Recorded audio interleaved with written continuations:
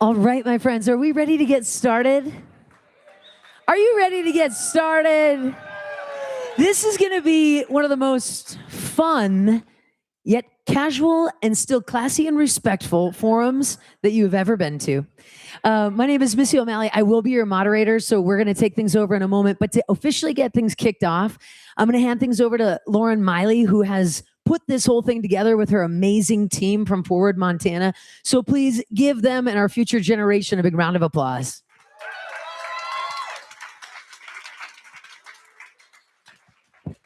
Thanks, Missy. Hi, everyone. My name is Lauren. I use she, her pronouns, and I am the lead community organizer with Forward Montana here in Bozeman. We are so excited to have you all here today for our Congressional District 1 Primary Candidate Forum. For those who don't know, Forward Montana is the state's largest nonpartisan youth-focused civic engagement organization. We have also partnered with Indivisible Bozeman on this forum, woohoo. While our groups are nonpartisan, we do care about issues that we know young folks face, such as affordable housing, economic justice, climate change, voting rights, LGBTQ plus equality, and more. If you're interested in getting involved, please email me. I have business cards in the check-in table, and I'd love to meet with you or see you at other events. We're so excited to hear from the candidates who showed up tonight about their vision for their time in Congress if they are elected. We've got some lemonade in the back and ask that if you wanted drinks prior to the forum to have used the Bacchus downstairs. With that, I'm going to pass it over to our MC for the night, the fabulous Missy O'Malley. All right, my friends, we are going to get started. So I'm going to just kind of give you a little brief preview of what we've got set up for the night, and hopefully no major surprises, but again, just so everybody's kind of on the same page and we can have this be as seamless as possible. So in a moment, I am going to turn it right back to Lauren, and she's going to let us know what Congress actually does, right? I feel like that might be the first question. So as you're formulating questions for our question and answer session after a quick break, certain things that might pertain to certain branches of the government, right? So Lauren's going to go over that in a moment. We're going to let each candidate do a 2-minute opening. I've got my fabulous Kelsey right here in front. She is going to be a stickler for our time tonight, just because, of course, if you're anything like me, running a little long-winded, we would be here till midnight. So we're just going to make sure that we're fair and consistent across the board. So again, each candidate's going to have a 2-minute opening. Then we've got some prepared questions for the candidates, which we have prepped them on. They're all going to answer the exact same question. We're going to start with a different candidate each time. So that way, again, we can kind of have a little fresh start there. Then we're going to have a little bit of a fun trivia. And you're not off the hook either. We're going to ask the audience some trivia questions as well. We've actually have some fun incentives. If you are the first person to answer correctly, we've got some gift cards. So kind of a fun way to stay engaged for us tonight. Oh, I know, very exciting. And then, of course, going back to Kelsey, our fabulous timekeeper, we do have a 90-second answer session going back to our candidates for the last part of prepared questions. Between each prepared question round, again, those audience trivia questions, winning a gift card, I've already mentioned that. We're going to take a 5-minute break about halfway through, maybe a little bit, maybe 2/3 towards the end. Stretch your legs. We're going to let our candidates actually have a sip of water. And then we'll come back with our audience question and answer round. And in order to participate in that, we have little slips of paper. Maybe you've already filled them out just because we don't want any wild cards. I told Lauren that when I was in high school, we had senators come to our campus in Bismarck, North Dakota, and I had the audacity to ask becoming Senator Byron Dorgan, if he wore boxers or briefs. My principal almost had a heart attack. So we're not going to ask those type of Missy questions from when I was, 16. You guys are saved on that. So we will be kind of screening those questions. And of course, we won't be able to get through all audience questions. But again, if you have something that you're hankering to know, we also encourage you to reach out to these candidates, maybe have a chat with them afterwards. Again, kind of trying to keeping to the time. With that pretty much includes our rundown. So again, just to kick things off, I'm going to hand it back to Lauren. She's going to give us a brief description about what we could expect from this candidate if they are elected. Lauren. All right. So, as Missy said, we'll be starting the forum off tonight with the folks running to be their party's chosen representative in the federal United States Congress to represent Montana's Western District in the lower U.S. House in D.C. We did invite all candidates running for the Montana 1st Congressional District, and all 4 of these ones responded yes. So tonight we will hear from the candidates who made it. And before we get started, just a quick overview. So in a primary election, multiple candidates from the same political party are running to represent their party on the November ballot. Primaries are an important part of the democratic process. The primary election allows voters to select the candidate who will represent the party as the nominee in the general election. In the House of Representatives, there are 435 representatives, which is based on population, from across the nation, each serving a 2-year term. Representatives vote on laws and budgets, introduce bills and resolutions, offer amendments, serve on committees, and are responsible for making sure their constituents' needs are reflected in national conversations. U.S. representatives have the power to vote on laws that impact the whole nation, including us here in Montana. A fun Montana fact is that there is no party registration. That's why we have open primaries. This means you can vote in any party's primary election, but you can only choose one party to select a candidate for. You'll receive multiple ballots and choose the ballot that you want to vote on. When you get your ballots this year for the June 2nd primary election, you'll have a U.S. House candidate on them, and you will get to vote for the person who best reflects your values. If you're not sure which congressional district you're in, you can find your county and its corresponding congressional district online. But this forum is just for the candidates running in the Western District, which is currently Ryan Zinke's seat, which includes Gallatin County. All right. Thanks for that. And I will pass it back to Missy. I'm so glad that you just had that moment because it reminded me to just say, this is a forum, not a debate, right? We're here to learn tonight. And I really encourage all of us, even though we have so many opinions, let's be classy and respectful. That goes for audience members and you gentlemen up here, okay? Whoa. Keeping it classy. You with me on that? Yes. We're here to keep things classy. So with that, I'm going to have Kelsey start the clock. We're going to do a 2-minute introduction. We'll start with Ryan Busse and we'll pass the microphone down from there. Okay, Ryan. Oh, wait, you do have your own mic. Are they on? Yep, they're on. We have these newfangled mics here. Hey, it's so great to see everybody here. I'm Ryan Busse, running for Congress. Came down from Kalispell. I'm doing this because this is a state that makes people better. It's made me a better person. I've lived in the Flathead Valley for 31 years. I've raised my family there. My wife, Sarah, and I were married on the banks of the Flathead River 27 years ago. And we bounced around rentals. We joked that we both married poorly, equally poorly, which is pretty poorly. We bounced around rentals, eventually bought our first home. I did it at age 31. We paid $127,000 for that house. Felt like $1 billion to us, but it felt pretty good. And I'm doing this because my 2 boys, I'm really worried. They're 18 and 21 now, and I don't know if they're going to have the same kind of opportunity in this place that has given all of us a chance. I've been fighting for this place for over 25 years. Some of you know I worked in the firearms industry during most of my career. And it wasn't long after I was in the Flathead Valley that I found this place that became sacred to me, the Badger 2 medicine. And back then, the Bush administration was trying to roll an industrialized oil and gas project into there. And I stood up and said no, and I went to Washington, D.C., and I did all these press conferences. And some of the largest, most powerful organizations in right-wing politics came after me and tried to get my job for doing that, for standing up for this place that I love so much. And I never turned back. I became an elected conservation leader here. I've been fighting for this place, and it's worth fighting for. You deserve a fighter.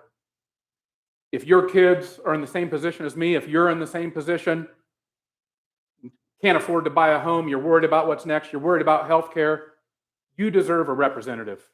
You deserve somebody to stand up for you. You haven't had it for the past few years. You've got a guy in D.C. who's got a card that says he's your representative, but he's not acting like your representative. And we're here tonight to apply for a job to be your representative. I'm asking for that job. Thank you for being here. It's fun. I'm a little worried about these trivia questions, but it's going to be fun. Thanks for being here. All right, up next, Russell Cleveland. Well, good evening, everyone. Thanks so much for being here. This is an amazing crowd, so give yourselves a round of applause on that. I'm excited to be here with you. My name is Russ Cleveland. I am from Western Montana. I grew up in Stevensville, Montana, over in the Bitterroot Valley. Went on to serve in the U.S. Navy. That's what took me out of Montana originally. I was a search and rescue swimmer and an aviation electrician. Got out of the Navy and went on to study my bachelor's in nutrition, get an MBA, worked in finance for about 10 years before falling in love with small business and starting my own small business. And my background really shifted and became more community focused, something I really loved. My wife and I were having kids and decided to start a childcare company that we grew to become Colorado's largest childcare provider, taking care of over 9,000 kids across 42 locations, plugged into the education system, and managed that through this thing called COVID. I don't know if you've ever heard of it. Pretty traumatic time for students especially. But my journey home was a personal one after the loss of our oldest daughter, Madison, to leukemia. She was just 13 years old. And what I saw from that experience was one of not just devastation for our family, but an incredibly broken healthcare system that has the opportunity to be fixed, but doesn't have the leadership trying to fix it. And we have an opportunity to be different. This next generation can really pave the way on what science and medical research and healthcare should look like for not just us, but for our kids and their kids and so forth. We moved back to Montana in 2021 after Madison passed, tackled big issues in our hometown of St. Regis, like housing shortages, building teacher housing there. And what I saw in the last year was one of dissolution of an entire fabric of our country. My decision to run was one after pediatric cancer research was cut by DOJ. I decided we need really strong leadership. And so I'm excited to bring a life of experience to you all and bring servant leadership back to a position that hasn't had that since the days of Pat Williams. So I'd be honored to have your vote today. Hope to earn that support tonight. Thank you. Thank you, Russ. Sam Forstag. Hey, y'all. Like Justin Bieber with this thing on. My name's Sam Forstag. I am running for Congress here in the Western Congressional District. I spent the last 8 years working as a wildland firefighter across Montana, across the West, the last 4, working as a smoke jumper. And if you know anything about me, it's probably that, because the old joke, how do you know if a smoke jumper walks into a bar? They'll tell you. I'm telling you. I also spent the last 2 years as a leader in my union's local, the National Federation of Federal Employees, with the Forest Service, at a time when I'm sure a lot of you know, well, people at the highest levels of power made it their goal to dismantle our public lands, and a whole lot of the public services that working people like myself still rely on. And we lost about a quarter of the Forest Service in this state in just a year between DOJ cuts and all the rest. And most of the people that they fired in my agency in this state were making less than $20 an hour. And they tried to tell us that is all about efficiency. There's not a lot that's more efficient than somebody swinging a tool for 14 bucks an hour in the woods to make sure you can make it up a road to a trailhead and up a trailhead to the forest so you can actually access your public lands. And when we reached out to Ryan Busse, repeatedly, we got crickets. So I decided if they are going to come after all of my coworkers and union members' jobs, I'm going to come and take theirs. And I think we got a pretty good chance of that here. Where did I come from? Well, growing up, I was raised largely by my mother. She is a ICU nurse who had to pick up extra shifts to provide for my little sister and I. And I remember being the 9-year-old worried that mom is working too much. It is not any easier to raise 2 kids on a nurse's salary today than it was back then. My dad, when he was getting his feet underneath him, he relied on food stamps to keep the fridge full, and thank God for that program, because it helped him get through. It helped him earn his teaching certificate, and he is still Teacher Mick, teaching a classroom full of kindergartners right now. When I went to the university over in Missoula, I worked no less than 2 jobs at a time, sometimes 3 the entire way through, and I remember finishing shifts at 1 a.m. and thinking, this is not how it's supposed to work. People in Montana should not have to work 2 or 3 jobs and still struggle to afford rent and healthcare and childcare in 2026 in this state, in this country. And as I will tell you, I've been doing the work between fire seasons, doing organizing and advocacy, and there are not a lot of people in the halls of power who know what that experience is like. And if we want to fix that, I would offer that we send a working person to Congress so we can fight for ourselves. Thank you. Thank you, Sam. All right, last but not least, Matt Rains. Wow, great crowd. Thank you all for being here. This is amazing. So Matt Rains, and to me, the inspiration to get into this race, for the last 10, 15 years, Montana has been represented by Maryland, New Jersey, California, Minnesota. And to me, we need an authentic Montanan that really knows this state, gives a damn about this state, has deep roots in this state. And so for myself, my great-great-grandmother pioneered here in the 1860s. So essentially, if you are a Native American or a fur trader, I pretty much go back as far as you can in Montana. With that, my family ranch from Sims goes back to the 1800s. I've got deep roots there, 4th generation. I was a Montana cadet at West Point, graduated. I was an Army officer, served in Iraq, flew Blackhawks. After my military service, transitioned, traveled over 60 countries doing humanitarian photography around the world. I was in Africa, Middle East, Asia, Central Asia. I was the first foreign photographer when the Rohingya genocide kicked off. I went in there 3 times, had guns pointed at me, capturing destroyed mosques, concentration camps. Took that information, went to Saudi Arabia and LA and did conferences there. At that point, I had a 10-year-old West Point engineering degree I figured I should probably use. And so I came back to the States, took a job inspecting power plants. So I traveled the country. I do about $1 million worth of repair findings, hand that over to the Boilermakers, let them go fix it. Got my MBA from Washington University in St. Louis. Met my future wife. She had a horse. I had a horse ranch. Moved back to Montana. Worked like a champ. Back here, we raise horses, hay, and then I took a job with Montana Farmers Union. Last 5 years, I've been chief of staff there, advocating for the small ranchers and farmers across the state. Best project, I was lead up in Havre, Montana Premium Processing Co-op, nation's first USDA meat processing facility. It's brought revenue back to our ranchers and farmers here in the state. That is the type of solutions that I promise to continue on in DC. Thank you. All right. Thank you, candidates. So to spice things up a little bit, we're going to start things off with a trivia question for the candidates. Damn it. Just to make sure everybody's buzzer works, will you each give me a buzz? Perfect. Okay. And in case I miss it, because of course I've got a little side peripheral thing, maybe you guys can kind of help me figure out who's answering this question. First question is multiple choice. So I want you to wait until I've read all of the multiple choice answers and then have at it. Okay, are we ready? Are we ready? Okay, yes. We've got people streaming at home, so I just want them to feel so left out that they didn't make it to the Baxter Ballroom tonight. Okay, first question for our candidates. Voter fraud is statistically extremely rare. An American is more likely to blank than to impersonate someone at the polls. Is it to be struck by lightning? B, become an NBA player? C, get crushed by a vending machine? Or D, get bitten by a shark? Sam. A, get struck by lightning. Yes, voter fraud is statistically extremely rare. An American is more likely to get struck by lightning than to impersonate someone at the polls. I know 3 people who've been struck by lightning. I can't say how. I was just gonna say for you, maybe your profession doesn't count. Lauren, could you do that, or do we want another volunteer to help us do a little scorekeeping? Yes, fabulous. Thank you. Okay, so we'll have Sam get that first question. Now we're going to start with our prepared questions, and since Ryan is closest to me, we're going to start with Ryan.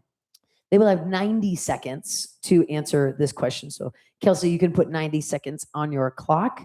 And again, starting with Ryan, your first question is, right now we're seeing that the current federal government attacking voting rights through policies like the SAVE Act, which claims to reduce voter fraud, but actually disenfranchises voters. Would you support or oppose those efforts like the SAVE Act, Save America Act? And what policies would you like to see at the federal level to increase voting access for young people and other historically marginalized communities? Yeah, big deal. Of course, I would oppose it. This idea that we should have fewer people voting doesn't sound like a good idea to me. If you're a woman, especially a married woman in this room, shouldn't sound very good to you. They're attacking your voting rights. They want to place extra burdens on you. If you're Native American, live on a reservation, they've been trying to reduce your opportunity to vote, reduce same-day registration, reduce voting locations. All of these things are meant to reduce, diminish, remove your ability to participate and influence this democracy. And why is that? It's because when you influence the democracy, big corporations and very wealthy people lose. They have a system whereby their influence is increased. They have lobbyists, they have bags of cash to pay people off, they have private jets to fly people around, they have attorneys in $3,000 suits, they have these fancy restaurants. That's where their influence is. Your influence is at the voting booth and through people like us. You should be wanting to elect people who represent you. And so we should be doing everything we can. And I think you're going to find unanimity here that we are all going to be for increasing the right to vote. And we should be increasing mail-in voting. Some states are exclusively mail-in voting and their participation goes up. We should be increasing the opportunity on our reservations for sure. Definitely not reducing it. And I'm for all those things and would fight for them in Congress for sure. Thank you. Thank you, Ryan. Okay, Russ. And feel free, if you need me to rephrase the question or repeat the question, let me know. No, I think great question, and strongly oppose the Save America Act. I think it's a dedicated effort, as Ryan said, to reduce the amount of people voting. And a couple ideas I would have that could improve this. I think one, being a military veteran myself, I find it odd that we have no problem having our students entering the age of 18 signing up for the draft, but yet we make it difficult for them to register to vote. So why not make those one and the same? We need to go ahead and clap. That's great. It takes up a little time. So that's one way. I think the other way, we vote 70% by mail in this state, yet our postal service is under attack and being underfunded. So the second big way I would support is let's actually fund programs like our post office so that they can staff accordingly and make sure that those ballots get out and back in a reasonable time. And people can vote no matter whether they're up in Scobie, Montana, or down here in Bozeman, and get their ballots in on time so that all votes can be counted. So thanks. Okay, Sam. Yeah, this is obviously a live issue because the administration has made it their top priority to pass things like the SAVE Act, to actively curtail our access to the ballot, and specifically to curtail a lot of women's access to the ballot. And it is the same thing that they do on issue after issue. They find whatever the community is that they think they can drive a wedge with, and whatever community they think they can safely target one by one, that's how they pick us off. It's the same thing that we saw from Doge. It's the same thing that we have seen with attacks on our basic constitutional freedoms, whether it is voting rights or whether it is our rights to make our own medical decisions in this country. This is going to be a live issue because one of the Republicans jockeying for position now that Zinke has dropped out is Christy Jacobson. She's our Secretary of State, and during her tenure, she made it her mission to roll back voting rights, which I would offer is the opposite of what the duties of that job in fact are. I have had to go up against Christy Jacobson between fire seasons over the last decade because over the last 10 years, I've worked between fire seasons with groups like the ACLU. When Secretary Jacobson was trying to roll back access to same-day voter registration, despite the fact that we as Montanans voted overwhelmingly for that right, when she made it her mission to roll back folks on tribal reservations access to satellite voting offices, which is the best tool we have to make sure that folks are not having to drive over 100 miles just to cast their vote. So the positive policy solutions here, beyond opposing the SAVE Act, of course, are things like the John Lewis Voting Rights Act that would restore the provisions of the Voting Rights Act that have been overturned by the Supreme Court wrongly. That is a live bill. That is a bill that needs more active support. And that's a bill endorsed by the Congressional Progressive Caucus, which is supporting this campaign. That's the kind of backup we're going to need to push back on this. Thank you, Sam. Okay, and Matt. I mean, I would definitely say it's universal that we oppose the SAVE Act. It is an atrocity, and we have to make sure that we get that reversed, or hopefully it doesn't pass in the first place. I'd also call out, so the mail-in ballots are essential, and we have to protect those in every way, shape, and form that we can. The aging population, it hurts them, their access to getting to the polling stations. Our rural communities, ranchers and farmers who live further out, busy, they have a hard time getting to polling stations. Students who are out there maybe going to school out of state, but they still have their residency and they're supposed to vote back home. They are being disenfranchised. We've already, Ryan talked about on the reservations, absolutely is difficult, and intentionally they try to make it more difficult on the reservations for those voters. So we have to protect all those. I'd also throw in there that the United States Postal Service is under attack, and we need to find solutions to, one, get mature, proper leadership back in that organization and help fund it, because mail-in ballots go through the Postal Service, and that is the biggest hiccup. And in rural communities, it really is a lifeline to a lot of the individuals, whether it's just the mail they get or small businesses if they're trying to do to not have that access to a service that should be reliable. And so those are the key solutions that back in Congress we need to address right away. All right. Thank you, gentlemen. Okay, now we're going to twist things around for a little bit. This is an audience trivia participation question. Audience, are you ready for this? It is multiple choice. And so once you feel that you do know the answer, maybe Lauren, you can help me find our first answer. Question. Under what circumstances would you need to re-register to vote? A, if you've legally changed your name. B, if you need to if you have updated your signature. C, if you've moved since your last time of registering to vote, even if it's just down the street. Or D, all of the above. I feel like I saw behind the stripes first. Yes, I feel like all of the above. She's getting a gift card, folks. Yes. Quick with it. I love that. Okay, now back to our candidates for some more trivia. This one is also multiple choice, so feel free to get ready on your buzzers. As of 2024, what percentage of the voting age population in Montana is aged 18 to 34? So again, as of 2024, what percentage of the voting age population in Montana is aged 18 to 34? Is it A, 11%, B, 14%, C, 15%, or D, 20%? And Russ, I think that was you first. 14. Incorrect.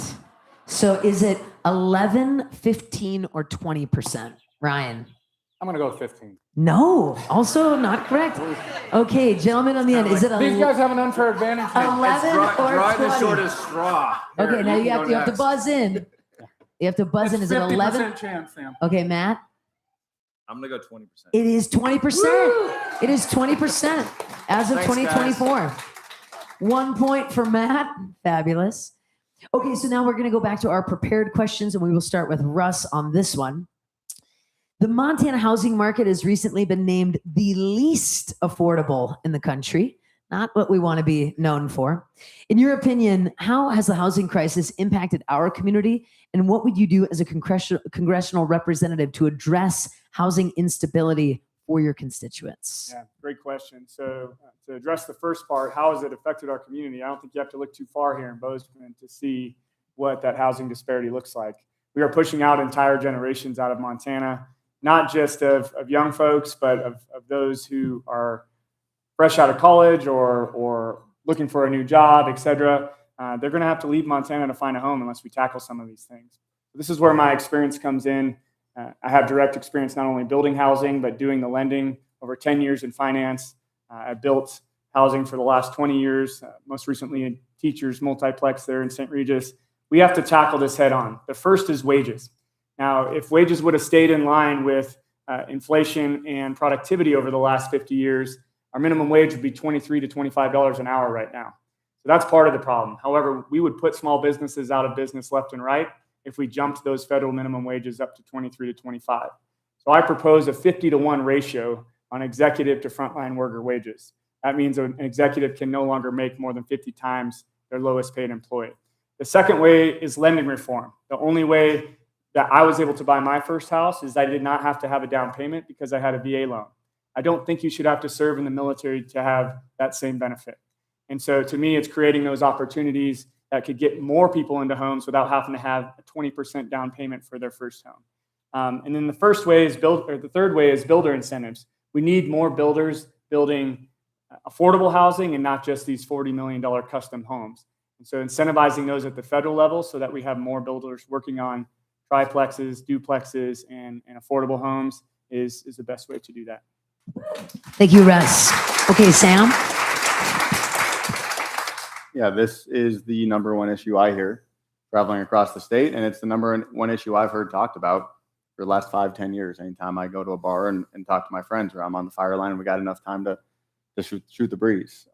We have a whole generation of Montanans right now who cannot conceive of owning a home. And when you cannot conceive of owning a home, that has fundamental impacts for the way that you invest back in your community that you don't see investing in you. That leads to all sorts of downstream problems that we are all living with the wreckage of right now, and that our federal government, our Congress, is not doing their job in helping to address. Another way that I've seen this impact our community is, well, I helped put together the Montana Coalition to Solve Homelessness. In 2022, we got 12 shelters across this state together, including HRDC right here in Bozeman, and we put together a policy platform because homelessness had doubled or tripled in just about every major city in Montana over the 5-year period that preceded that. You can see that right here in Bozeman. You drive around to the edge of town, there are folks living in the back of their cars, living in trailers. People are just trying to afford to work right here. So how do we fix those things? Well, the good news is we've had a housing crisis before in this country.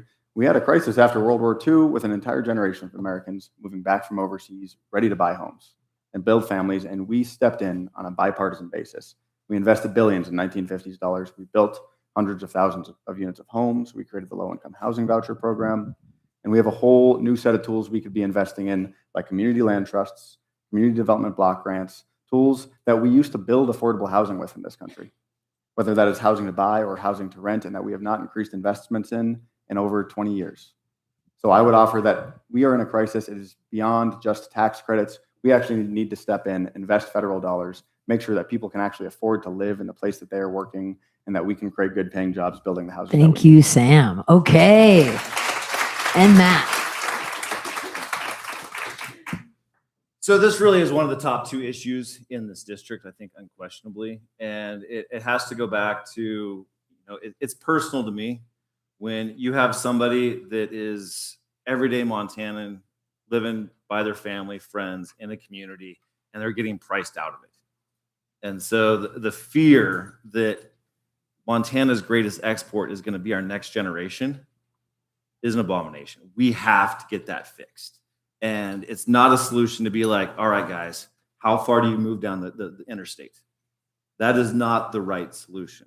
We have to find here. And so, unfortunately, I'm sorry, but Pandora's box has been opened, and people realize that Montana is a gorgeous, amazing, beautiful state to live in. And so we're going to keep having people move here. So supply has to match the population growth. And so with that, federally, we have options. And so first and foremost, one, we know that we need to really invest in our infrastructure and foundations around the country. And so we can do roads, sewer, septic, water, electric to areas that we want to expand and put new housing projects into to help build that supply up. And then we can also look at the contractors, stop cherry picking the mansions, incentivize them to come and actually build the low income, medium income, single family homes that people want to live in. And then we have to get corporations out of owning Montana homes. It's becoming an Airbnb hobby for Wall Street to own Montana homes. So we need to find legislation that puts Montana names on Montana mortgages. Thank you, Matt. Okay, Ryan.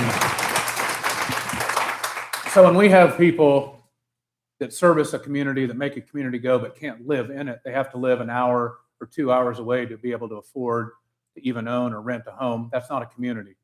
That's something, but it's not a community. And it's not the Montana that we want to live in. It's not the Montana that any of you desire. My own boys, Lander he's 21 now, and he and his friends are struggling to find a place to rent in Missoula. It's crazy what the rent there is. 3-bedroom apartment there. It's insanity. And there are things that the federal government can do. We ought to have more low-income tax credits and the projects that they fund, like the Hidden Valley here that's coming, 150 residential homes, rental homes. That's a great idea. We ought to be doing more of that. The truth is that Congress is making bad choices right now. And all of you that need affordable housing, or your friends or your family, don't let people tell you that we can't afford it. We're affording $1.6 billion a day on this Iran debacle. We're affording $33 million a day on this Venezuela debacle. We're making choices with our money, but we're not making the right choices. We could be doing things here. We have to be guaranteeing low income or low interest loans for first-time home buyers. There's a plethora. There's a wide variety of programs that we could institute. We ought to be pushing every single one of those buttons. We're in this situation because for the last 15 or 20 years, you've had a representative that's not been pushing any of them. And it's time we start pushing buttons for the working people in this state again. All right. Thank you, Ryan. Okay, going back to the audience now for a non-multiple choice trivia question. Buckle up for this one. Which two of RuPaul's Drag Race alumni went on to release 2 books, 2 YouTube shows, and a podcast together? Boom. Boom. And you're getting a gift card. I love that. And just an extra bonus point. How do we say Katya's last name? Yeah. Yeah, Zamalochkova. That's what I was going to say. Okay, great. Now, another pop culture reference for our candidates. Guys, get your buzzers ready for this one. This is also not multiple choice. Who coined the phrase hot girl summer?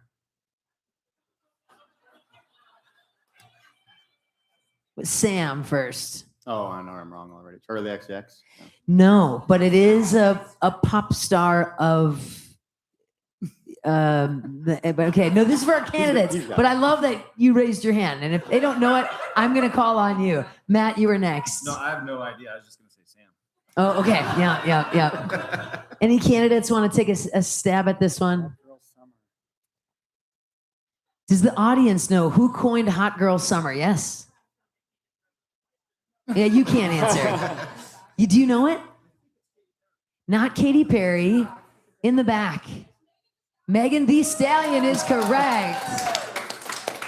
I love that. Even though we don't have a gift card for you, because that was supposed to be for the candidates. If it makes you feel any better, I actually didn't know that either. I thought maybe Beyonce, but okay. Next, we will. Entry-level question? That is kind of entry-level question. I was like, Lauren, this is spicy, and she We're said, trying to run a campaign up here. We don't know this. Exactly. No, that's fair. Okay, we're going to start next for our prepared questions with Sam. And Sam, here is your question. This year, we have seen record warm winters and sudden melt off with our snowpack. We're likely going to continue to see more of extreme fire seasons. This negatively impacts Montana outdoor recreation and our tourist economy, of course. Not only do many young people work in these industries here in the state, but they also boost our local economy as well. We know that these rising temperatures and extreme weather events are tied to human-driven greenhouse gas emissions. So the question is, what climate solutions would you support at the congressional level to protect the Montana way of life and our local outdoor recreational community? Absolutely. I mean, this is something that I've seen intimately, right? I have been on 5 wildfires in the last 8 years that were the biggest wildfire in that state's history. 2 in 2 years that outdid one another in Colorado year after year. We are all paying for all of this. It is just like it says in scripture, I promise you'll pay every penny before you leave this place. And we are paying to address a forest management crisis and to address a climate crisis in the most expensive way possible by waiting until everything is on fire. How do we fix that? We invest up front.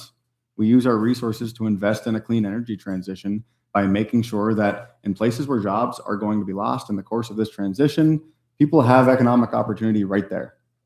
Because I would offer that a failure of the way that this issue has been tackled in the past is that we have failed to make sure that economic justice is at the heart of climate justice.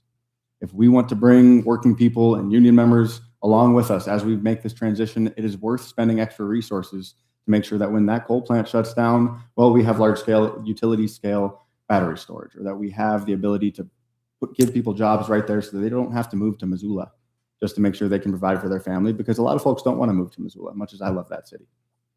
It is worth spending those resources. I would also offer that we need to be addressing the downstream effects of our Congress's failures.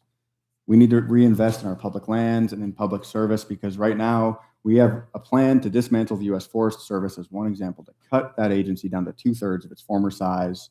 And we're all going to watch what the wreckage of that looks like this summer.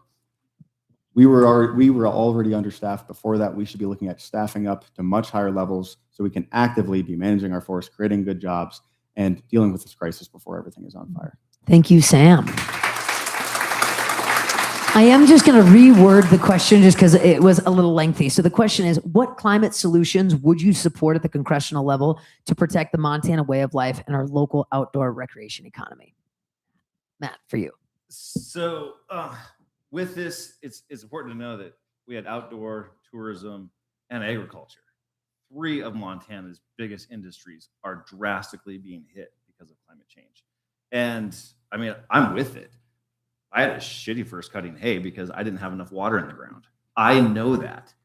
But it also takes somebody like that can sit with our other egg producers and explain to them why we need to start implementing more and more climate change policy for the good of their own pocketbook.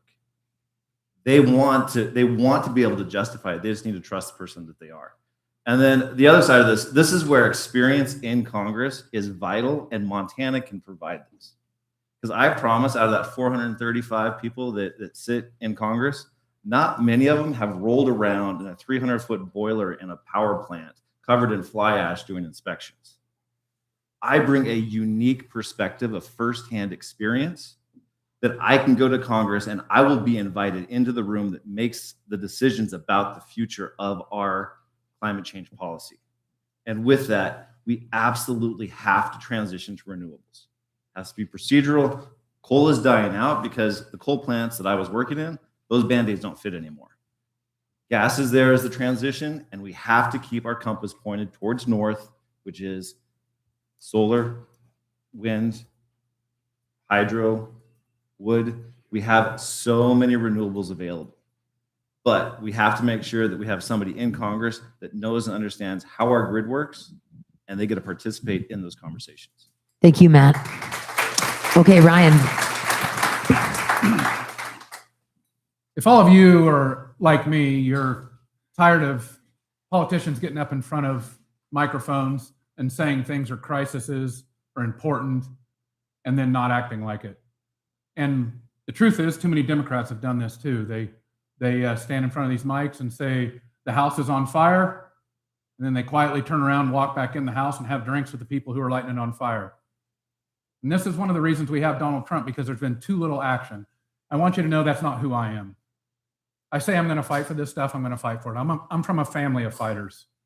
You may know that my two boys, two of the first youth litigants in the world to sue for their constitutional rights to a clean and healthful environment, something we are guaranteed here through our 1973 Constitution. So we walk the walk, we talk the talk, but we really walk it too. This idea that the Trump administration is going to strip subsidies for renewals at the very time when our house is on fire. I don't know about you guys, but snow shovels didn't get a lot of use in Kalispell this year. I know you guys did here about a week ago, but other than that, right? This is a dire situation. Our rivers are at risk. Our way of life is at risk. The places that we love are at risk. We need to start acting like it. By them rolling back and gutting the renewables projects here in Montana and across the nation, not only are they gutting climate, the reaction to climate, but they're taking the most affordable power off of the grid for all of you. They're making your power bills more expensive. So we have to have somebody who's going to go back there and not walk back in the house, have drinks with the people who are lighting on fire, but they go to work fighting for it. I'm from that kind of household, and I promise you that's the way we're going to attack this crisis, because it is a crisis. Thank you, Ryan. Okay, Russ. Yeah, there's 3 direct steps to start turning the tables back on this. The first and the most important, no matter what topic we're talking about, is getting money out of politics. That is the most important part about this. I'm proud to be running on individual contributions only. I don't take PAC money or special interest money. If you want representation that's not bought and paid for, not beholden to special interest groups, including petroleum lobbyists, then we have to start there. And you also should sign the Montana Plan ballot initiative that's floating around here as well. The second is revaluing education again. We have an administration that has built distrust in science and research. I told you I entered this race because of cuts to pediatric cancer research, but we're seeing cuts on a daily basis to climate research and research across the board. We need to reinvest in those exact same programs that are being defunded right now and lead the world again in things like the Paris Climate Accord and renewable energy, and setting the stage in terms of this is where we should be versus this is where we are. China, 5 years ago, was leading the world in coal consumption. Guess what they're leading the world in now? Renewable energy. We can be that country, but we need leaders who aren't bought and paid for by big oil, big petroleum, and big coal, And it starts with getting money out of politics. We follow that up with a quality education that values research, and we finish it off by leading the world again in some of these major initiatives across the globe. Thank you, Russ. Okay, we're going to go back to the audience for another trivia question here, just making sure that you're all still with us. Okay, no multiple choice. So again, Lauren, you're going to catch the first hand up on this. In 1965, after years of pressure from the civil rights movement, this act was passed and made many of the discriminatory laws that the states had passed illegal, while providing a way for federal government to actually enforce the constitutional right to vote. What is the name of this act?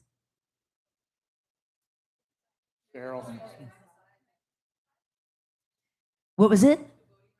The Voting Rights Act. That is correct. She gets a gift card. And now going back to our candidates trivia question. Again, no multiple choice on this. This is a Montana history trivia question. Open answer. In 1916, Montana became the first state to elect a woman to Congress. Who was that woman? Who was it? Who was it? No. For the candidate. I mean, I hope they all knew that answer. First woman to Congress, Ryan. Good job. Was it Ryan? Okay, Ryan. Jeanette Rankin. Jeanette Rankin is it. She was so excited that she knew the answer, but I thought she could tell me who buzzed in first. I love this crowd. We're all here for it. I love this. Okay, now back to our prepared questions, and this time I believe we're starting with Matt.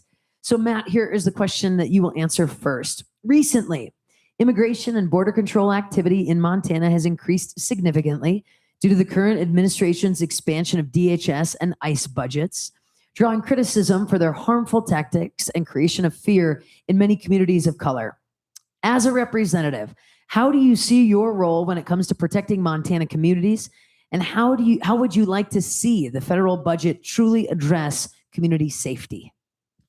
So, two separate questions with that. The ICE side, absolutely. What Trump has turned that into is an abomination.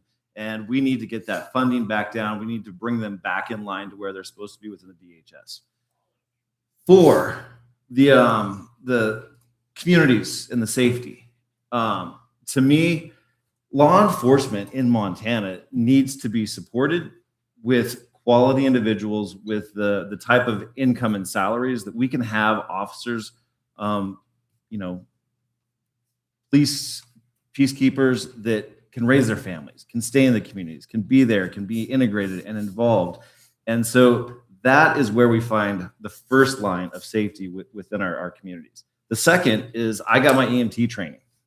It's the healthcare side of it all. We need to make sure that we can incentivize and bring health and safety to our rural dispersed areas. And we've done a lot of work. When I was at Farmers Union, we started a program called Far Out and Waiting. It is there to help train individuals on basic EMT type services. So if somebody has a heart issue, a health issue, an injury, the community knows what to do really fast until they can buy time. It is a huge, huge issue across Montana to make sure that the health and safety of our communities is taken care of. And that is with law enforcement and then also with the emergency services side. Great. Thank you, Matt. I am going to just read the question one more time. So as a representative, how do you see your role when it comes to protecting Montana communities? And how would you like to see the federal budget truly address community safety? Ryan?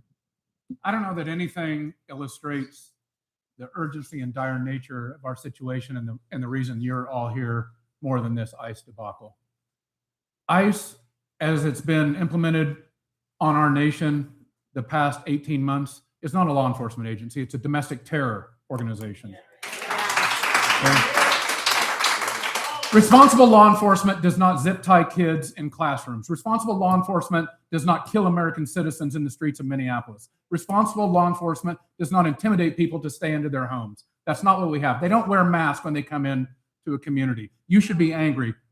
You should also understand how absolutely urgent this situation is, because much of that debacle and immoral situation you saw in Minneapolis could be a trial run for what we see during the elections coming up in November of this year. They could be using ICE to intimidate voters, to make people stay at home, to take blue seats that we think we're going to win and reduce turnout there. That's why this election is so incredibly important. The future of our democracy could run through what you're doing here right now, and it all has to do with ICE. Your tax dollars, $191 billion are spent on ICE. That is more than all but 14 militaries on the face of the planet. And if that doesn't, and that's all approved by Republicans, right? That is more than the U.S. Marine Corps. We are building an entire new wing of the military to intimidate and terrorize American citizens. That has to stop and be defunded completely. Thank you, Ryan. Okay, Russ. Yeah, I agree with Ryan on this. I gotta say, I don't think I've ever heard you talk that fast. That was great. You packed a lot in. I got 90 seconds, man. Look, I've made my position clear. I'm an end ICE, full stop. That's where it starts. I want to follow that up, though, with we need major DHS reform. It's not just ICE. We need major DHS reform, and it goes all the way back to the Patriot Act, post 9/11 legislation that is not just giving our government the right of way to create these types of programs, giving our president executive overreach to instill fear in our lives on a daily basis, but also for major corporations to invade our privacy on a daily basis. I don't want Palantir in my business. I don't want them in your business. This is bigger than just ICE. It's connected to data centers. It's connected to the technocracy that we're living in today. And if we don't do something about this now, this is the corporatocracy that we are moving to as a nation, where the people have no more control and only corporations that are pumping billions of dollars into our election are the ones calling the shots. And this police force that has been assembled by President Trump with no accountability, no training, and no end in sight will be his means to enforce his agenda. So, abolish ICE, full stop. Thank you, Russ. Okay, Sam. The current state of immigration enforcement in this country is one of the scariest things that we're seeing from the federal government. We have federal agents murdering American citizens and violating people's basic civil rights in the streets. That's not about immigration enforcement. That's about fear and intimidation and power, just like so much of what we've seen over the last 2 years. So this agency that has existed for less than 3 decades needs to be dismantled in the entirety of its power structure. And if we have people who are anywhere in that chain of command who have authorized the murdering of an American citizen, who have authorized violating people's rights, they need to be held accountable, and they need to be held criminally accountable. We need oversight, because I don't care if they're housed in DHS or the Department of Justice. The scary thing is that we have a paramilitary force on our streets that's turning into a weapon that can be used by one executive or another. That is the scary thing for our elections, for all of our basic freedoms. So we need to pass laws that say that no federal agent, nobody who's supposedly taking part in law enforcement is allowed to wear masks, that they have to wear their badges so that they can be identified as law enforcement, and that they have to get actual judicial warrants if they want to enter somebody's property, regardless of what they think your immigration status might be. These are the basics in a constitutional republic like ours. This is also a place where I have been doing the work for much of the last decade. I helped lead the Montana Immigrant and Refugee Advocates Coalition at the legislature, fighting against some of the laws that have enabled these schlubs to do what they are doing. In 2021, the law that enabled them to enlist local law enforcement to be carrying out immigration enforcement was passed at the legislature over strenuous objections. This is not a new fight. It is a fight that they have turned into something else, and we cannot stop now. Okay, thank you, Sam. All right, my friends, we are moving on to our very last audience participation question for our very last gift card. Okay, Lauren, are you ready for this one? No multiple choice. Which...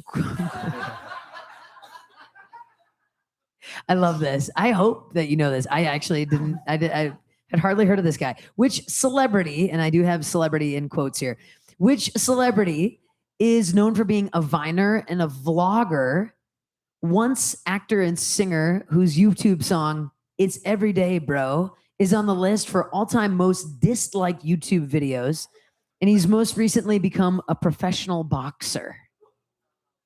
Yes. I think I saw him first. Jake Paul. Yeah. Good job. I don't know if you should be very proud of knowing that one, but good job. Good job. Okay. And this is our last candidate trivia question. And this one is multiple choice. Okay. What is the scientific name for the human backbone according to the National Library of Medicine? Is it A, the vertebral column, B, your spinal cortex, C, the vertical cord, or the D, partium pushovary? Multiple choice. Russ. A. A is correct, vertebral column. Good job. Good job. Russ gets a point. Okay, my friends, we're going to go back to our prepared questions for our candidates, and then we will take a quick break. So again, if there's questions ruminating in your mind about what you'd like to ask the candidates after a break, I know many of you are so excited. We do have a little slips of paper for you to write your names on, and we'll do that at the break. Okay, but this is our last prepared question. And I believe, are we starting with Ryan again? Yes, okay. So as of January, between 18 and 20% of Montanans receive their health care through Medicaid. Do you support Medicaid funding and federal support of the state expansion? What other efforts would you champion in Congress to increase the access and the quality for health care for Montanans? Another great moral issue we're facing here in this state, we're faced with so many of them. We're kicking kids and vulnerable people off of Medicaid so that we can give the wealthiest people in this country huge tax breaks. Ryan Zinke, who currently represents you, this job we're all interviewing for, in the big beautiful bill, gave himself tax breaks in that bill between $230,000 and $740,000 a year. His personal tax breaks. At the same time, we're kicking thousands of people in this state off of Medicaid, and that's going to imperil rural hospitals. It's going to make everybody's health care immeasurably worse. And it's a great moral failure. In Lake County, where 2,000 people have already been kicked off of Medicaid and more are coming because of the work requirements, a lot of these native kids, people are going to die because of it. I don't know how we can look ourselves in the mirror and allow that. And just across the line in Flathead County, just a few miles from that county line, a new Yellowstone club is being built where people are going to have $20 and $30 and $40 million houses that they spend 3 or 4 weeks a year in because of our tax system, because of our economic system. So we have to fully fund Medicaid. That's our short-term project to do that. But then we must fight for and institute universal health care in this country. We're 50 years behind the curve.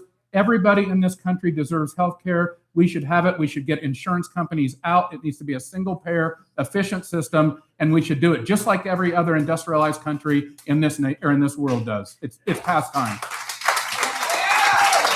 Okay, thank you, Ryan. Okay, Russ? Yeah, healthcare is the whole reason I'm in this race. I think I said that in my intro, but as my daughter was fighting leukemia, we were receiving bills of over $300,000 a month after insurance for that treatment. She was just a kid. And after her loss, we moved home to Montana. Just a year and a half later, my youngest daughter, Malia, was diagnosed with a rare lung disease called pulmonary capillaritis. The only medication that could cure that disease was $10,000 a dose for a medication that costs $300 to manufacture. And do you think that insurance covered that medication? No. We need Medicare for all in this country. And when I say Medicare for all, I say Medicare for all that includes dental. It includes vision. It includes hearing. And most importantly, in my mind, no pun intended, it includes mental health. It's time to start taking care of people where they're at. It should not matter how much money you make or if you make nothing at all. You should have free access to healthcare. Healthcare is a human right. We had Mexico pass universal healthcare just 2 weeks ago. They implemented it in 10 days, and our neighbors to the north have done it too. We need leaders who are going to fight tooth and nail for this.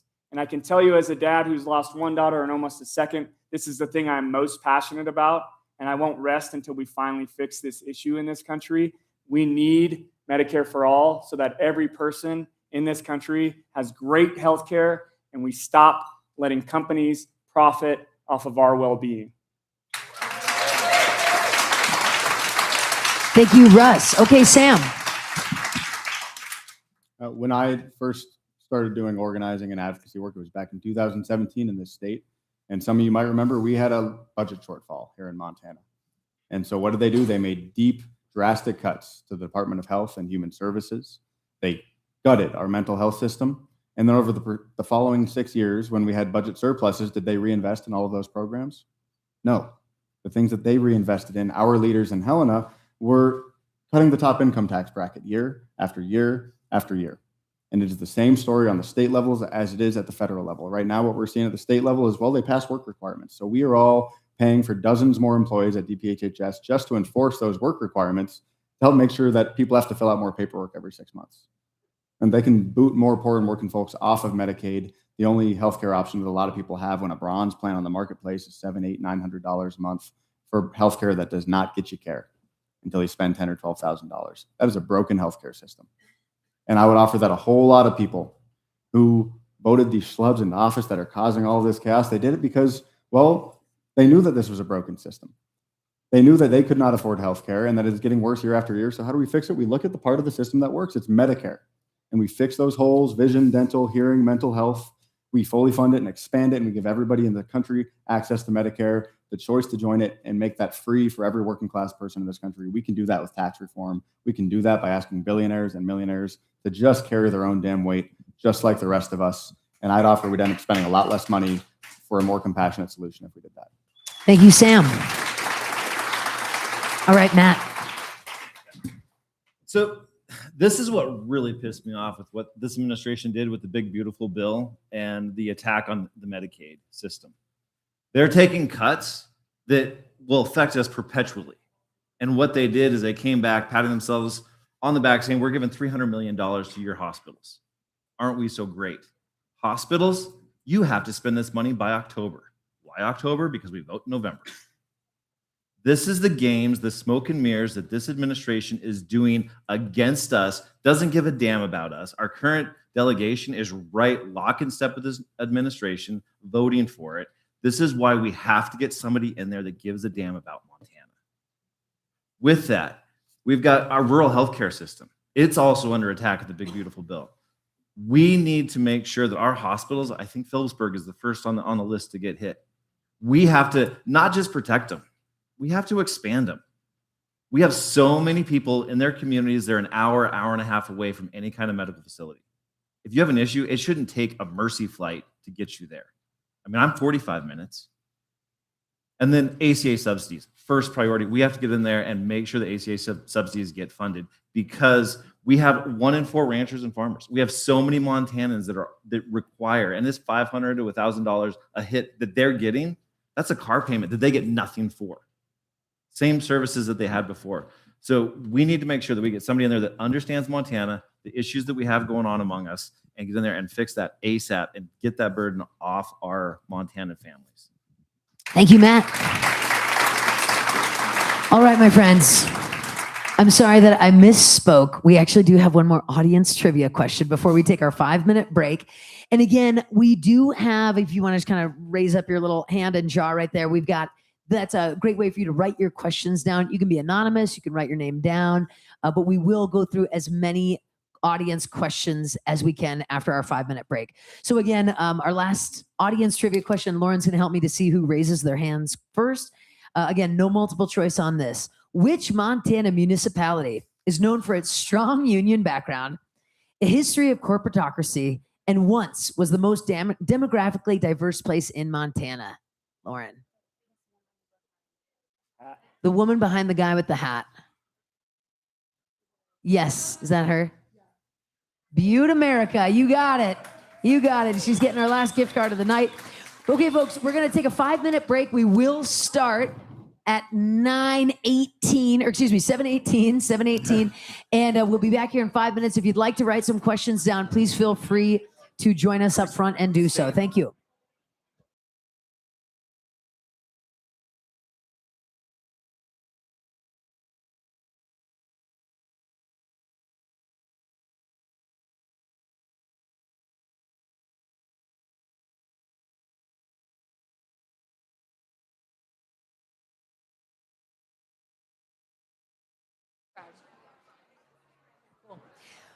Also, folks, sorry, just one more quick announcement. We do have some ballot initiatives up here. If you'd like to learn more about what's going on the ballot, sign petitions, or if you have any other questions, please feel free to join us up front. Thank you.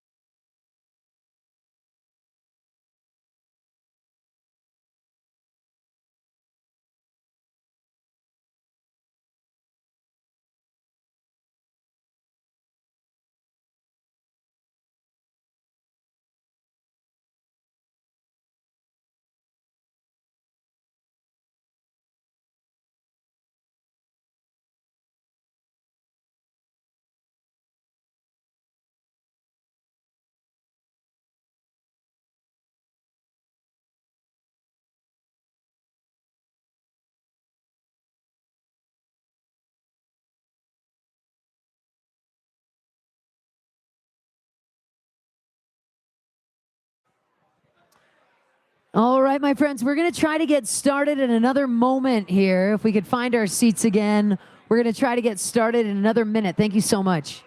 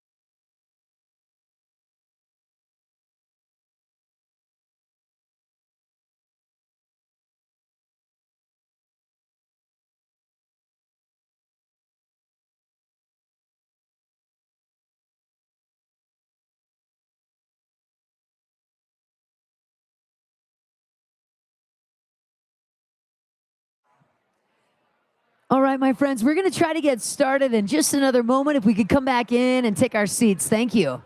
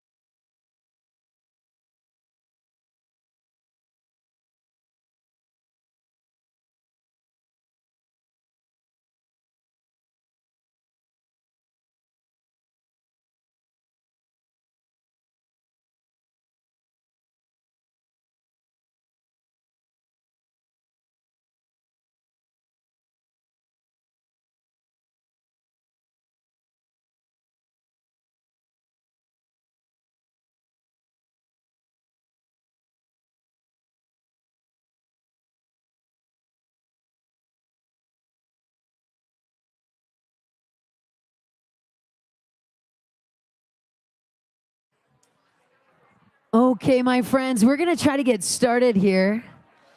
And I just want to do a quick mic check for each of our candidates to make sure. Check, check, Check. check, check. You hear me now? Can I just check that your mic's working? Test 1, 2. Okay, and you got Ryan's as well, Sean? Great. Really big thank you to Marina and Sean from Jericho stepping in to help us with AV, and Leo from Dark to Light Productions for streaming us. Hello, friends, live at home and all across the state, all across the planet. So thank you so much once again, folks, for being here tonight. The energy in this room is palpable. So we have 3 more prepared questions for our candidates, and then we're going to jump into our audience questions as well. For our next round of prepared questions, we're going to shorten it to 60 seconds for their response. So Kelsey, I appreciate you so much. So gentlemen, if we could just try to tighten it up a little bit, because we have an overwhelming amount of audience participation questions. So if we could, we'll just tighten that up a little bit. Are we ready for our second round, if you will? Yes. I'm loving the energy. So now we are starting with Russ for our second round here of prepared questions. So Russ, how do you commit to racial equity, LGBTQ2 plus equality, and deconstructing your own biases? How will you continue to do so if you are elected under this administration that is actively rolling back diversity, equity, inclusion, and justice programs? Yeah, fantastic question. Look, I think we really have to just take this head on and call it what it is, which to me is equality for all. We have a far-right sect that really wants to discriminate in any form and fashion they can. I went head-to-head with Aaron Flint just a few weeks ago in a debate, and I can tell you that he went down the same pathway of, the same men and women's bathroom, girls and boys sports, etc. And I just took it on just like that. We don't have space for that. Take the oxygen out of the room. And as leaders, our job is to, I'm a white straight male. I can't assume that I have all the answers. And what we have is leaders that aren't taking the time to sit down, listen, and learn, and actually bring those folks to the table and ask for input on how we can best represent to make sure that they are represented in achieving this equality for all. So that's what I'm committed to do. Thank you. Okay, Sam. Yeah, this is another place where I've had the chance to do some of the work. For the last 10 years, I worked for the American Civil Liberties Union, for the Montana Human Rights Network from 2021 to 2024. And when I would be organizing those winters or going up to the state legislature and those other winters, well, what I would see is a whole lot of Republicans spending 2/3 of their time talking about issues that have nothing to do with how the material problems that most Montanans are facing. They made it their top priority to insert the state legislature into private medical decisions that people are making within their own family. That is not what government is for. And in 2021, well, we managed to bring 14 Republicans over and to kill that bill in the Montana House. Because what they would tell me is when I'm knocking on the doors, nobody is asking me about what soccer team an 8-year-old is playing on. Nobody's asking me about where somebody's going to pee. They're talking about their jobs. They're talking about how hard it is to fill your fridge. And we need to remember that government is here to make your life materially better, not to impose a worldview on us, but to improve our lives. And when government fails to improve our lives year after year, well, folks' grievances get misdirected into just these things. This is not what we are here to do. I would offer there are a whole lot of bigger problems that we ought to be facing. And when it comes to the first piece, I want to make sure I don't skip the racial equity piece. Well, we should be listening to folks in the sovereign nations that are within this district, the Blackfeet Nation on the Flathead Reservation. That's why I'm proud to have the support of every legislator on the Blackfeet Reservation today. Thank you. Okay, Matt. So with this, I always kind of start lighthearted. When I was a cadet at West Point, my brother was actually one of the biggest fashion designers in New York City. And so I used to always catch the train and go down and had a lot of fun with the community, out at bars and hanging out, a lot of respect and so much. So I truly care about the LGBTQ community. On a more serious note, I am the only candidate who has put their life on the line to fight for inequality, discrimination, in a genocide in Myanmar, in Afghanistan. I've put my life on the line to go and document organizations, the women's Afghan boxing team, an amazing thing, in Kibera, the slums of Nairobi, where 1 million people live in 1 square kilometer.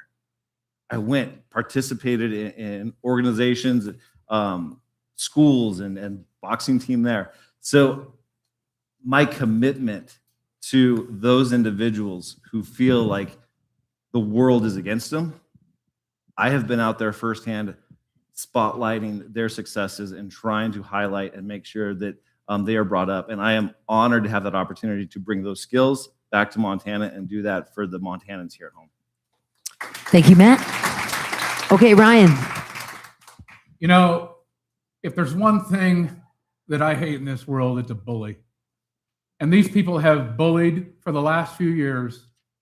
They have been bullying all of us, and including a lot of us in Montana, telling us that we have to hate our neighbors, that we have to judge people because of who they are or who they love. And if there's anything that I think viscerally low bar we should fight against, it's that kind of evil, bullying, diversionary tactic taking us away from what we all care about. And I promise you, I will stand up to these bullies. One of the ways we have to do it, and I think Russ is right, we have to refuse to step in their culture war traps. Just refuse to do it, because there is nothing more simple. It's both the highest bar in the world and the lowest bar in the world. Every single person in this state deserves basic dignity, and we ought to just stop there. There's no other, we don't need to have any other discussion. This is a state where when you're broken down in the ditch, somebody pulls up alongside of you, they don't ask you who you love or who you are, what you identify as. They help you fix your tire and you get on about your business. That's a state we should fight for. That's what I will fight for. And I'm going to resist any other diversionary tactics to pull us into this war where we have to fight against each other and have to hate each other. It's not going to happen. Thank you. Okay, so for our next prepared question, Sam, you're going to kick us off on this one. AI, dynamic pricing, and other digital technologies are on the rise nationwide, creating concerns about privacy, consumer protections, and environmental safety. What policy steps or actions would you take in order to protect Montanans' right to privacy and our most important resources, clean air, water, from tech companies who are just seeking to make another buck? Yeah, right now, the pace at which artificial intelligence technology is developing in this country is perhaps the single biggest existential threat that we are facing, and our members of Congress have done nothing to address it. If anything, they have worked in the opposite direction, supporting an executive order that actually prevents states like Montana, who have passed proactive policy to protect our right to privacy by banning facial recognition technology by law enforcement. That should be the start. So when it comes to, we're talking about AI data centers, I want to be real clear that my position has been the same on this. For the last 4 months of this campaign, when I get to Congress, we need to fight with urgency to pass legislation that says these companies cannot build here or in this country until and unless we have guarantees that they're not going to use our power, our water, they're not going to use low-end labor, and that they are not going to be consolidating power and wealth to a degree that we are not able to stop. Because we are on a path right now that we are hurtling towards, in which 1 or 2 tech executives will have more power than the entire federal government and all of us. That is unacceptable. We cannot allow our Congress to let that happen. We need to pass regulation in this Congress. Thank you, Sam. Okay, Matt. So I've always, with AI right now, I tell people we, as the United States of America, need to be the tip of the spear on this. This technology is not going away. It's only going to grow. And we cannot risk the epicenter of AI being somewhere else. That risk puts all of us in danger. If it's China, we have major issues. And right now, the United States is grossly behind, leading the charge on regulation. What is acceptable? What is not acceptable? Europe's there. Europe's ahead of us, and that should not be the case. I've been talking to people. We almost need an entire Department of Technology that regulates and manages and gets in front of this. And like the USDA, it's not just about suppression, but it's about putting those guardrails, managing the privacy, the data, all that we have that is being used and not being regulated right now. We need a department that is there, that is controlling that and make sure that this technology can grow, but also within the bounds and the privacy and rights and safety of Americans and Montanans. Thank you, Matt. Okay, Ryan. We all need a fighter in Washington, D.C. I've fought in my life, my career, some of the most powerful, nefarious political forces in this country, and it's not been easy. My family's had death threats. I've had death threats. My wife, Sarah, has had death threats. But I'll stand up and do the right thing. And I think we all need to understand how incredibly serious this AI data center problem is. One single data center being proposed outside of Billings right now, 5,150 acres, will use more power than all the residential customers in this state combined. one data center, and there are 11 planned. Will take up to 5 million gallons of water. They're coming here because we have lax regulation. We still have some water before climate change impacts it, and we have open space. They want to rush in here and take your water, your electricity, your intelligence, package it up, and sell it back to you and make a profit on it. And we have to say no to that. There must be a moratorium in this state for any data center construction until there are ironclad laws with strict penalties for 1 gallon of polluted water, for 1 penny of increased electricity rates. We have to do it, and do it now, or it's going to change this place forever. And you need somebody strong in Washington, D.C. who's proven they can do this. I've done it. Thank you, Ryan. Okay, Russ. I was in DC in November, and this is when I was first exposed to this idea that Montana has become the center of this target for AI data center development. I learned that the biggest issue we face is the power source generation, and the only way they can solve that is by higher petroleum use and coal use, which takes us the opposite direction in terms of conservation and environmental protections. The answer is simple. I've been calling for a moratorium, a pause on all of this data center development specifically until we can get our hands around this. AI is coming, but we need to do it in a responsible way. And so what I've proposed is a commission of artificial intelligence. And what that commission should be tasked with is setting those regulations on water, on land, on sound, on power generation. It should also be looking at things like, how do we educate our kids to live in an AI world in 20 years? It should also be looking like, how do we regulate these corporations and make them retrain an entire workforce who's going to be put out of work because of this AI science? Once we do those things, we can embrace it holistically, knowing that those other things are protected. And I can tell you there's a company right here in Bozeman who's figured out a way to diagnose leukemia up to 10 years before it shows in your blood using AI.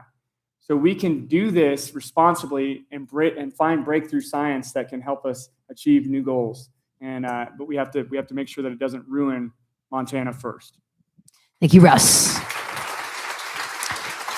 Okay, folks, we are on our final prepared question of the night. We're going to keep this at a 60-second response. And I believe we're starting with you, Matt. Correct. Okay, great.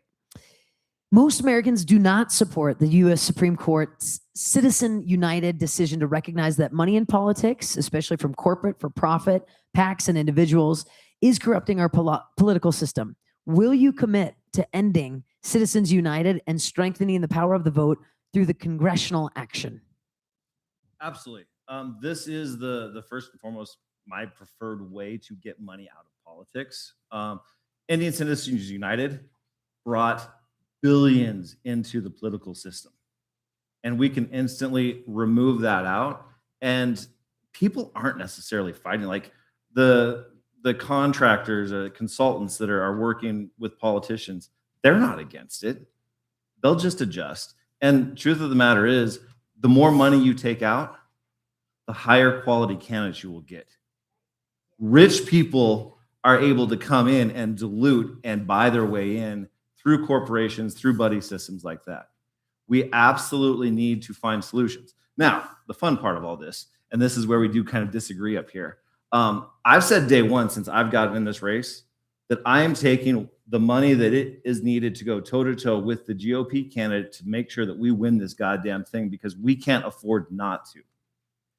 I know there's a lot of people, but to me, it's order of operation. We have to get money out of politics. We can't do it from the sidelines. And the GOP has a massive fundraising machine. It is my responsibility, my duty as a Democrat representing all of you in the general election, to make sure that we go toe-to-toe and dismantle that machine. And I pledge to do that. But once in there, sure. Thank you, Matt. Money out of there. All right. I've been trying to be so polite and not cut people off, but I can tell that they're wrapping their thought up. But okay, let's go to Ryan. So winning is important here. In fact, winners govern and losers go home. And I hope you can all understand how crappy that going home part has been here the last couple of years. But I'm going to differ with Matt. I refuse to sell my soul. I will not take corporate money. I will not take corporate PAC money. I will not take APAC money. Not going to happen. I'm one of about 200 officials endorsed by Unrig Washington, an organization devoted to removing corruption from politics. I'm endorsed by former Governor Schweitzer, who is very adamant about these same things. We must ban stock trading for all elected officials in Washington, D.C. Everybody. It's ridiculous that people can become wealthy. Ryan Zinke went into office with a declared wealth of less than $1 million and is leaving with a declared wealth of almost $40 million. How does that happen? It happens because corruption is ruining our politics. And you must insist on people with integrity who promise to do this. And we can win without selling our souls. I know we can. There's lots of people in Washington, D.C. who have done it and are ready to partner on this. And I'm ready to go there and do it. Thank you, Ryan. Okay, Russ. Yeah, I announced my candidacy on April 8th of 2025. Not this April, last April. And I've ran on individual contributions since then. I endorsed the Montana plan last summer, knowing that this is the way of the future. And I'm committed to showing that you can run a campaign in Montana the old-fashioned way, burning the shoe leather, by taking only individual contributions. I'm not beholden to PACs, any PACs, not just corporate PACs. I'm not beholden to special interest groups. And my goal is to show the nation that Montana is leading the way, not just in the Montana plan, but in a congressional candidate that can win an election straight up and take on the GOP with their $1 million super PAC that Aaron Flint entered the race with on day one and still win, because it's about building trust with people, not giving power to wealthy corporations and special interest groups. And I aim to show you all that is how we will win this thing. I'm not bought and I won't back down, and I will win this race the old-fashioned way. Thank you, Russ. Okay, Sam. Yeah, to start with that question, absolutely we need to overturn Citizens United. The core issue, one of the two core issues I would offer that underlie all of our broken systems that have not been fixed, be that housing or healthcare or childcare, it is campaign finance. It is the obscene amount of money that is funneled into our elections today, where we just had an election that cost $280 million in this state at a time when record numbers of people are living on the streets. That is an embarrassment of riches, and that is a big part of why, well, today the average congressperson is worth 15 times the average American. That is why we do not have people in Congress who know what it is like to not be able to afford rent and pay that thing on a credit card, who do not know what it is like to have to pick what you can actually take off the shelves and put in your grocery cart because you're counting dollars and cents. That is why these systems don't get fixed. So let's overturn Citizens United. Let's ban corporate stock trading. I would offer we should actually re-examine individual contribution limits, because one person being able to give $3,500 is one hell of a disadvantage for a working person like me, when most of my friends can pitch in $100 or $200. So to date, well, I'm also, I think 3 of us are endorsed by this Unrig Washington organization. When I get to Congress, I will hold every single member of Congress accountable who has not signed on to that resolution to overturn Citizens United, because you know how many people have signed on to that? A record of 68 out of 435. That is a whole lot of Democrats who have failed to stand up to fix this system. We need to. Okay, thank you, Sam. All right. How about a proper round of applause for our candidates tonight? This has been fantastic.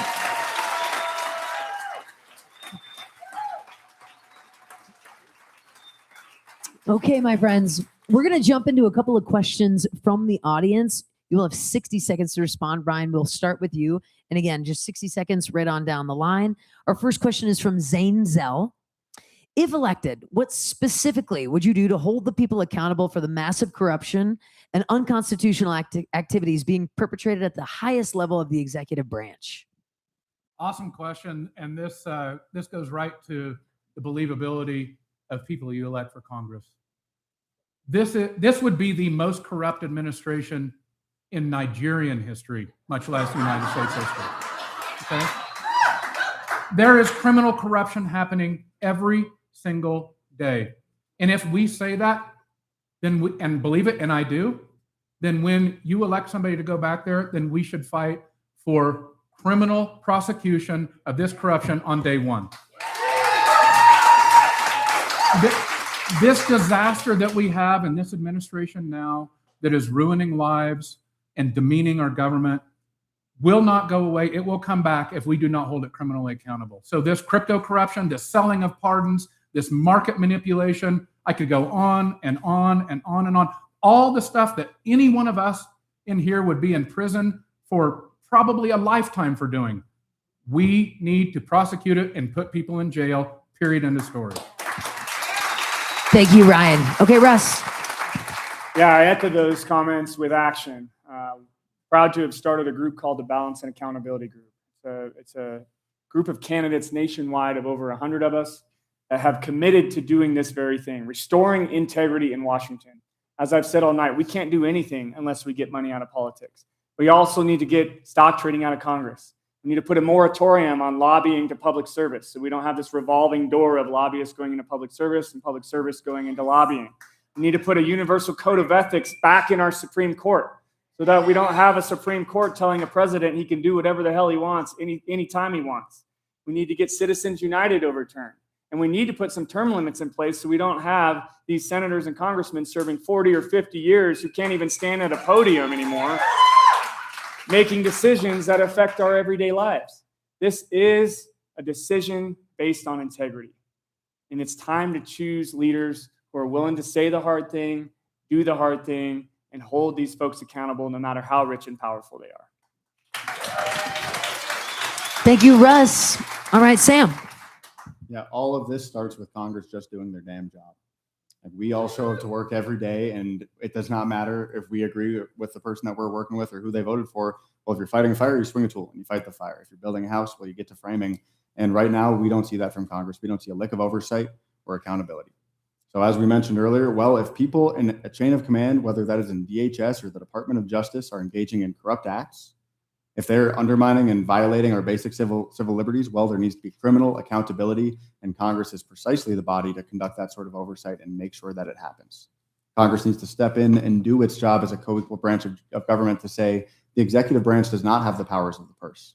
They do not get to claw back funds that have already been appropriated by Congress, funds that we desperately need here in Montana, whether that is for healthcare or to effectively manage our public lands. None of that is happening from Congress. And when it comes to our representatives right here in Montana, we are one of the worst plagued states in terms of the obscene amounts of wealth that our representatives control. If we have people like Senator Tim Sheehy, who's worth $150 million, that he only makes off of federal and state contracts we're all paying for, that is a conflict of interest that needs to be called out, and he needs to be held accountable for that. Okay.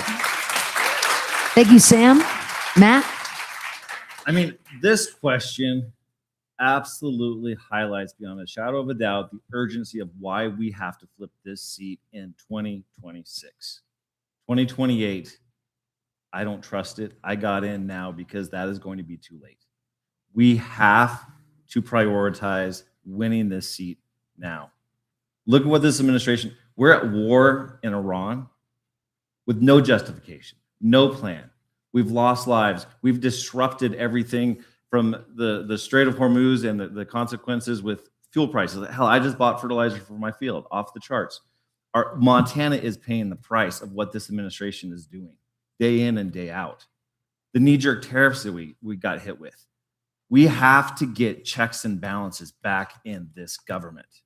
This is destroying our democracy by small cuts over and over and over. This is the time. This is the race. Montana can send somebody, flip this red to blue, get in there, and we can take the majority back in the House, and we can put a wall and a buffer up against this administration. Okay. Thank you, Matt. All right. Our next question, a little two-part question. The first part is from Rachel Vaughn. The second part is from our Forward Montana Committee. Montana voters are sick and tired of losing. How can you win in November? And the second part is, and if you don't win the primary, what can you do to make sure that the right candidate wins? And I think we're starting with Russ on this one. Yeah. This is why I got in so early. The path to victory in Montana runs through rural Montana. We cannot win just in Missoula and Bozeman. We've seen that time and time again. And so my groundwork that I laid over the last year was largely in the 12 counties that are rural in this state, in this district.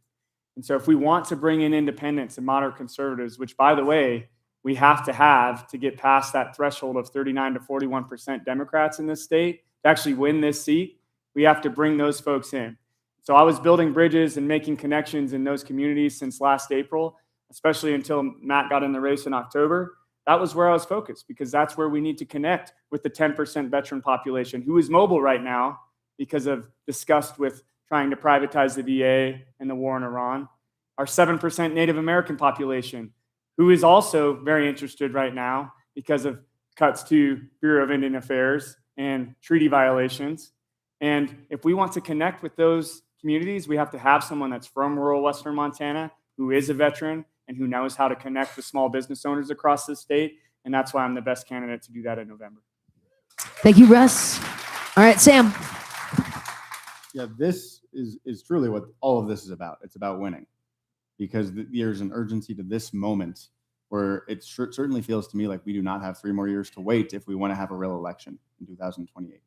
That is why I left smoke jumping to run for this. And I left because when I looked around at all of the people that the Democratic Party is losing, folks making under $100,000 a year, most of whom voted for Republicans last year, union members in this state, about half of whom did not vote for Democrats, or a lot of young folks, I ain't that young, but folks my age and younger who stayed home or swung to the right because they didn't see any cause for hope in a politics that was not addressing the fundamentally broken systems that we've been talking about all night, the things that government is supposed to be here to help to address.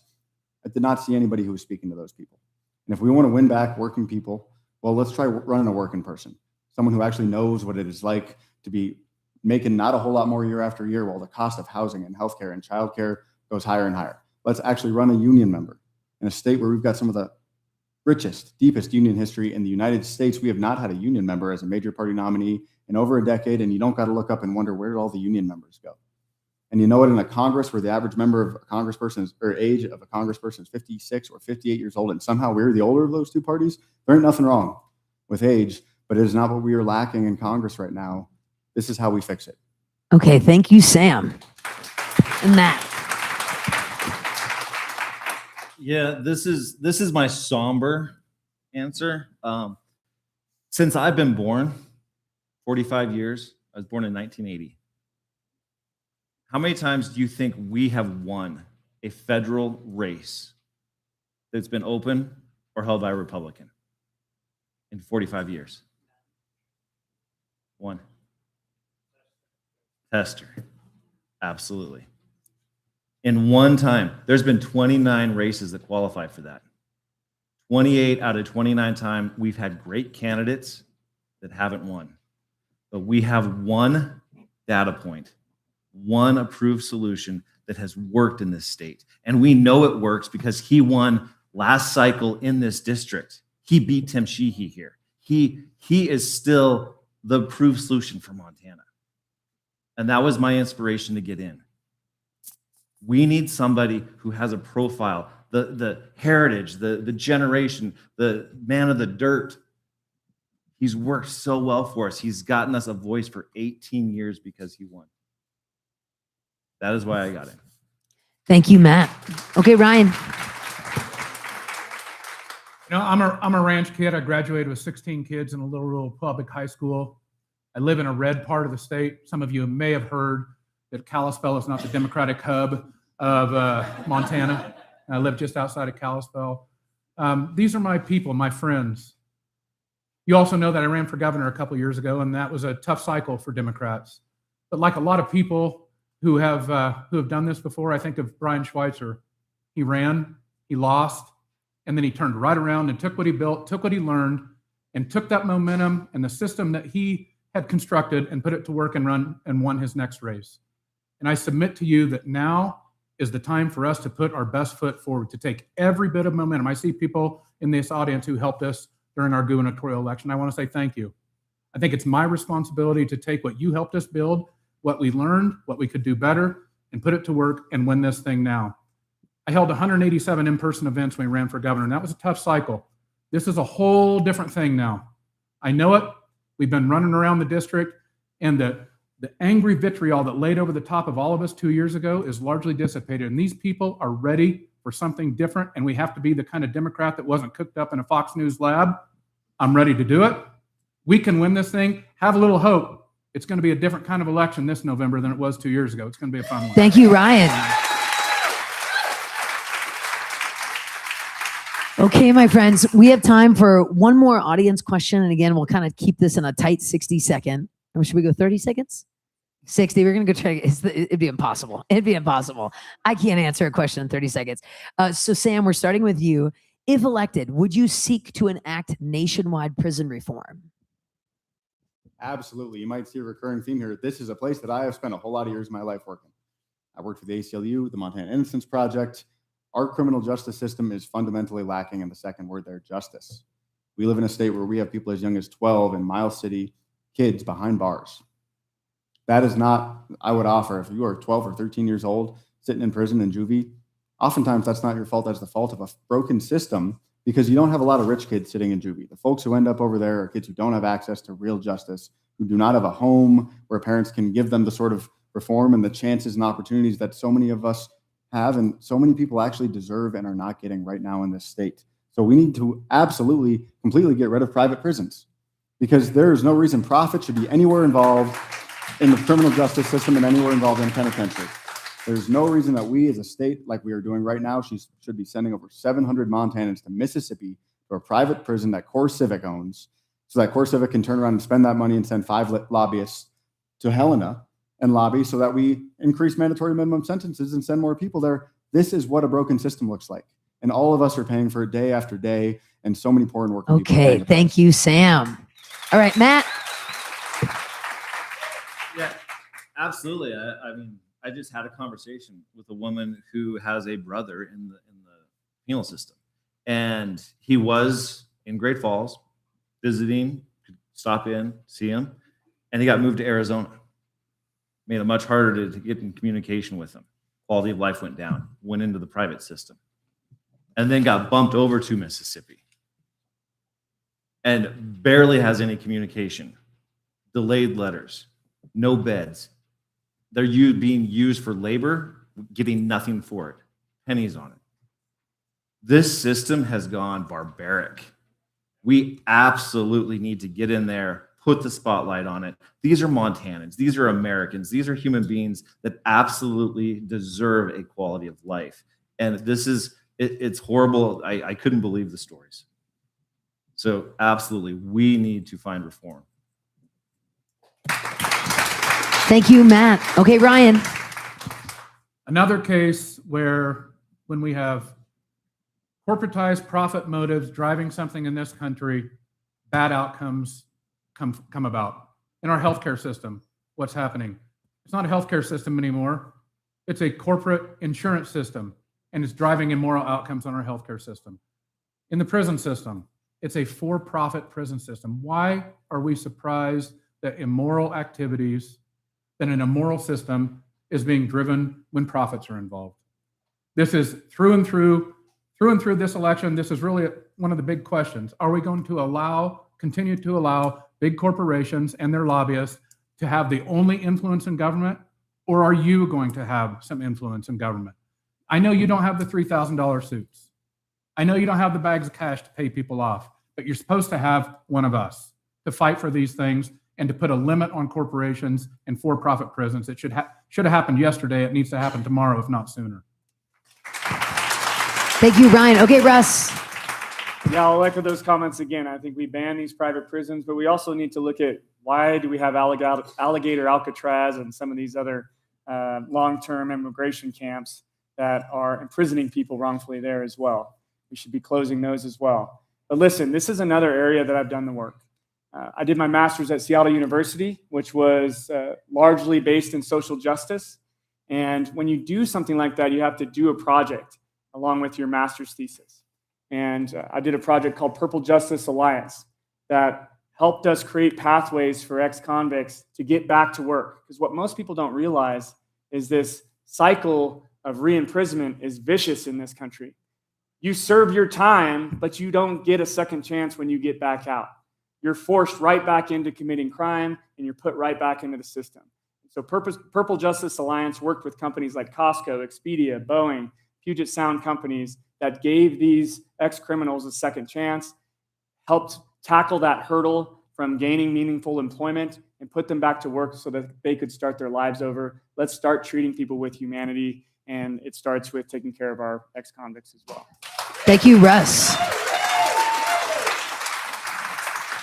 All right, my friends, and with that concludes our primary congressional forum here in Bozeman, Montana, and streaming online. Thank you. A proper round of applause for our candidates. showing up here tonight, being here with us tonight. I also would love to thank Leo from Dark to Light Productions for streaming us live and for being here. I want to thank Marina and Sean from Jericho for getting this whole place so you could hear it. So thank you so much. My name is Missy O'Malley. I'm going to turn things over to Lauren back from Forward, Montana, just to wrap things up. Thank you. Thanks, Missy. All right, as we get ready to head out, just a few reminders. If you have moved since you have last registered to vote, just turned 18, or want to become a first-time voter, you'll need to register to vote. Regular voter registration closes on May 4th. Ask us if you have any questions. For folks who are registered as absentee voters, ballots will be mailed out on May 8th. If you don't receive your ballots by Sunday, May 24th, check in with your local county elections office. Also, for absentee ballots, a recent rule change requires you to include your birth year and signature on the outside of the envelope. For folks who are registered poll voters, you can vote at your polling place on Tuesday, June 2nd for the primary. All ballots must be received by county elections by June 2nd at 8 p.m. Make sure to mail in your ballot by May 26th, 7 days before the election, or drop it off in person. If you want to help Forward Montana get out the vote this season, please sign up to volunteer at the check-in table. And if you enjoyed this event, be sure to keep Forward Montana and Forward Montana Foundation in mind with Give Big coming up this weekend. And finally, thanks again to all of you. We are honored that you all, as audience and candidates, chose to spend your evening with us in honor of our democracy and an exciting, important election. Thank you all and good night. Thanks, everybody. Thank you, everybody. Thank you.